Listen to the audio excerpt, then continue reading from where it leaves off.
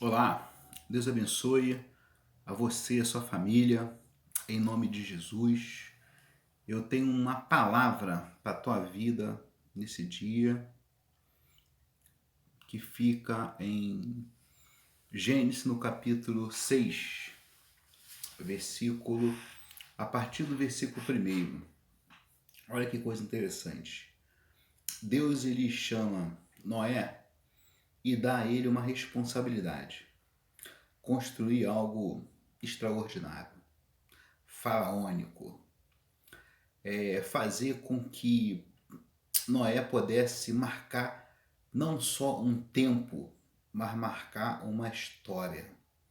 A ponto de hoje nós estarmos aqui no século XXI, né, e falando sobre esse feito extraordinário, né, por Noé.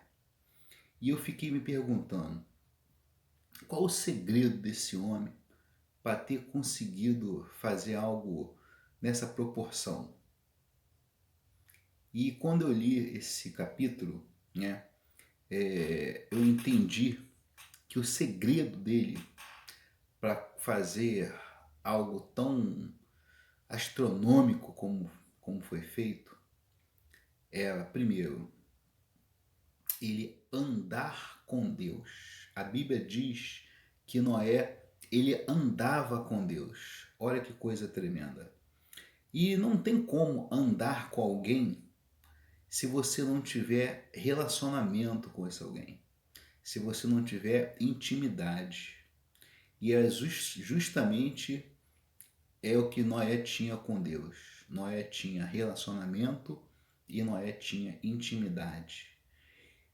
E por esse comportamento, né, por essa atitude, Noé ele tinha características diferentes das que o povo da época tinha.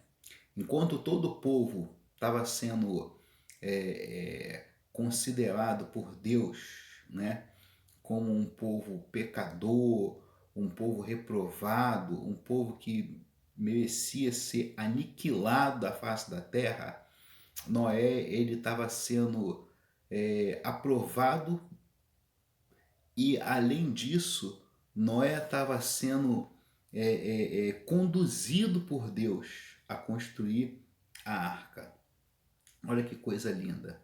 Por que isso aconteceu? Porque o homem, quando ele anda, né, segundo a vontade de Deus e tem intimidade com Deus, as decisões dele não é do seu coração, não são decisões que são tomadas ao seu bel prazer, e sim são decisões direcionadas por Deus. Isso fez toda a diferença na vida de Noé e certamente vai fazer na minha e na sua vida. Outro segredo de Noé, né, o segundo segredo de Noé, foi que ele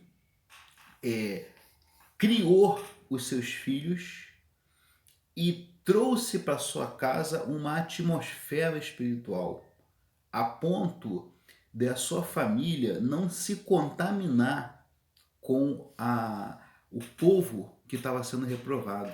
Olha que coisa linda. Noé, ele foi aprovado e a sua família estava com ele. Noé, ele construiu a arca, mas a sua família o ajudou. E eu fico pensando aqui como deveria ser a postura de Noé na sua casa, junto à sua família, para que os seus o apoiassem. Hoje você vê aí pessoas, né, inclusive no ministério ou projetos pessoais, que quando apresenta para a esposa ou para os filhos, é aquele desespero, aquele auê, né? Ainda que a pessoa fale, não, mas foi Deus que mandou fazer, muita gente não acredita. Por quê? Porque vê um comportamento oscilante, um dia diz que é Deus, outro dia já diz que não é, um dia quer, né, tá envolvido com Deus, outro dia está de qualquer maneira, e Noé tinha uma postura diferente. Noé, ele era tão íntimo e tão conectado a Deus, tão ligado a Deus, que ele trazia essa atmosfera para dentro de casa e a esposa sentia segurança nele. Os filhos olhavam para Noé com respeito, a ponto de comprar com ele essa ideia e ajudá-lo a construir, né? Imagina ele chegar para a esposa e falar: "Olha, eu tenho que construir uma arca." Poxa, ela podia ter olhado para ele e falado assim: "Olha, te amo muito, mas tô fora, não vou entrar nessa, isso é coisa de maluco."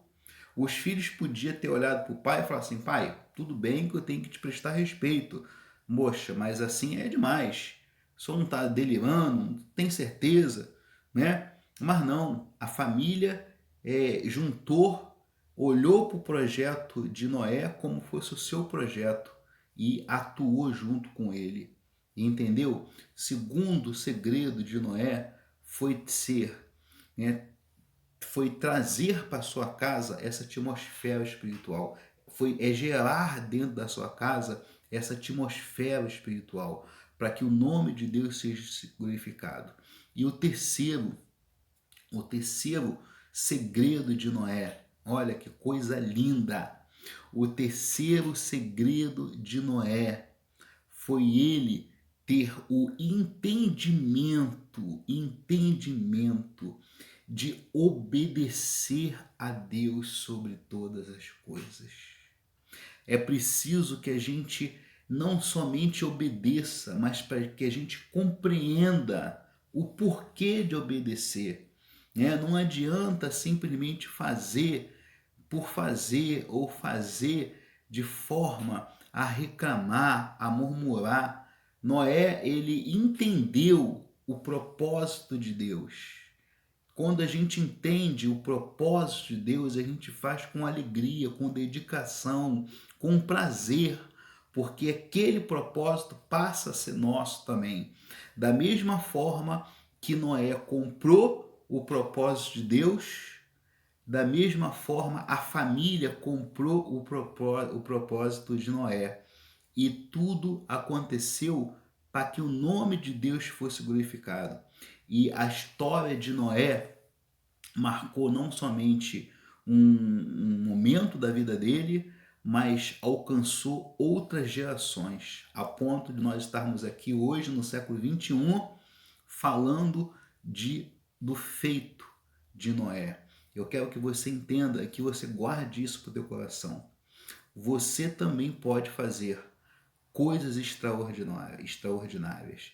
Você também pode colocar em prática projetos extraordinários que vai marcar não só o seu tempo presente, mas vai abençoar as tuas gerações. Porque o homem em Deus, ele não foi criado somente para obedecer o ciclo natural da vida. Nascer, crescer, se desenvolver, né, reproduzir e morrer. Não. O homem em Deus, ele passa por todo esse trajeto, mas ele marca uma história, ele frutifica numa história e a sua geração, né, as próximas gerações serão abençoados e alcançados por ele. Lá na frente, alguém vai olhar e vai dizer: a minha mãe, o meu pai, o meu avô, a minha avó, a minha tia, um dia, né, influenciou na minha vida de forma tão positiva que eu sou o que eu sou por causa dele ou por causa dela. Eu quero profetizar isso sobre a sua vida em nome de Jesus e que coisas extraordinárias você venha fazer, projetos extraordinários venham ser desenvolvidos e concretizados através da sua vida em nome de Jesus. Assim como foi na vida de Noé, que seja na sua também. Deus te abençoe.